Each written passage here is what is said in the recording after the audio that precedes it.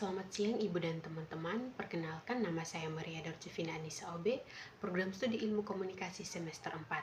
Pada video ini, saya akan membahas beberapa poin sebagai pemenuhan ujian akhir semester etika profesi public relation.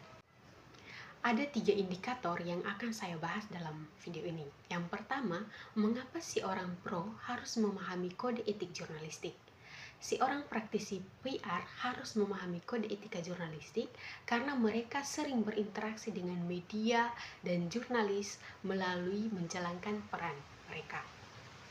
Beberapa alasan mengapa pemahaman kode etik jurnalistik penting bagi si orang pro.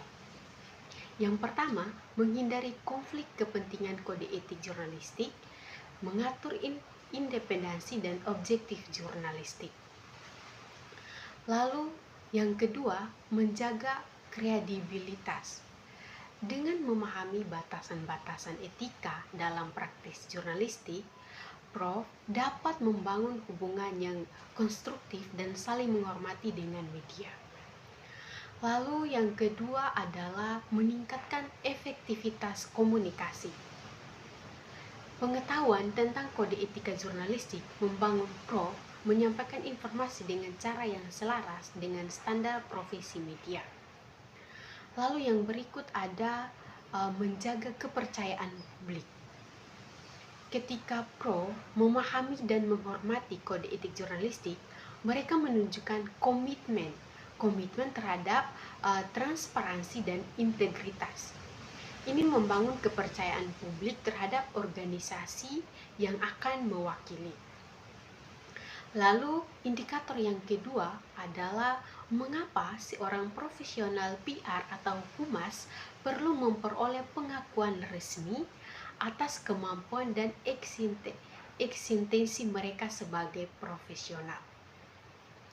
Nah, pengakuan resmi atau kemampuan dan eksistensi profesional PR humas menjadi penting karena beberapa hal.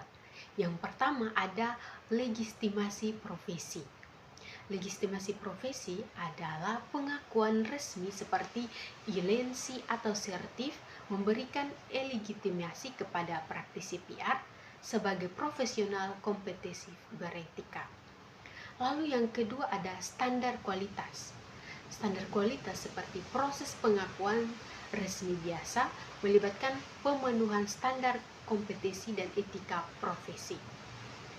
Lalu yang ketiga ada kepercayaan pemangku kepentingan. Pengakuan resmi meningkatkan kepercayaan klien, media, dan masyarakat terhadap praktisi PR. Mereka dilihat sebagai profesional yang dapat diandalkan. Lalu yang berikut ada perkembangan karir.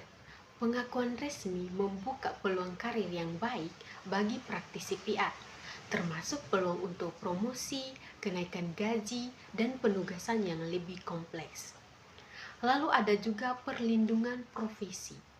Pengakuan resmi dapat memberikan perlindungan hukum bagi praktisi PR. Bagi praktisi PR seperti apa misalnya? Misalnya hak untuk menggunakan gelar atau penerapan sanksi bagi praktisi yang tidak etis. Indikator terakhir itu apa tantangan yang dihadapi si orang pro terkait kode etika profesi public relation.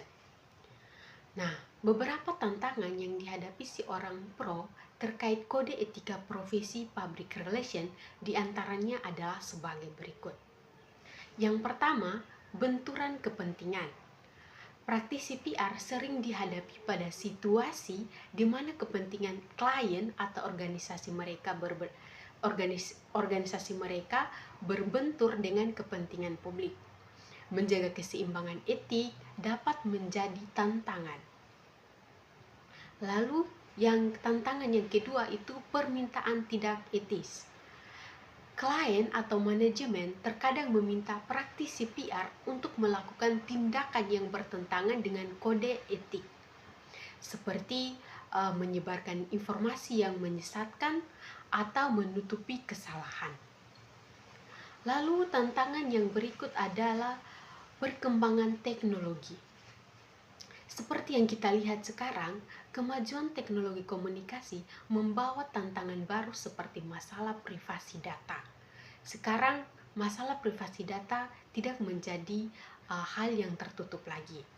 Manipulasi informasi digital dan penggunaan media sosial juga tidak bertanggung jawab.